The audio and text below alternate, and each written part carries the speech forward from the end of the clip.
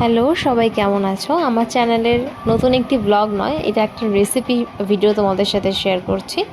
তো আমি ভালো নেই বলেই তোমাদের সাথে কোনো ব্লগ শেয়ার করতে পারছি না। আজ একটা সপ্তাহের উপরে হয়ে গেল। তো আশা করছি সামনে থেকে ব্লগ আসবে।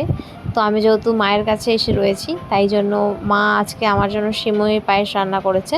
তো ভাবলাম কি চলো তোমাদের সাথে তার রেসিপিটাই শেয়ার করি, কারণ মায়ের এই সিমইয়ের পায়েসটা খেতে খুব ভালো হয়।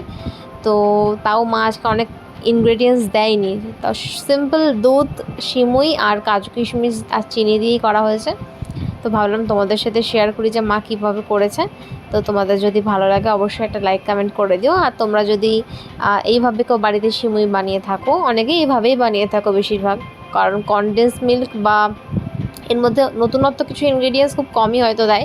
সাদামাঠা পুরোনো দিন থেকে এইভাবেই সিমইয়ের পায়েস রান্না হয়ে আসছে, এতে কিছু নতুনত্ব নেই, যা আমরা এভাবেই করে খাই।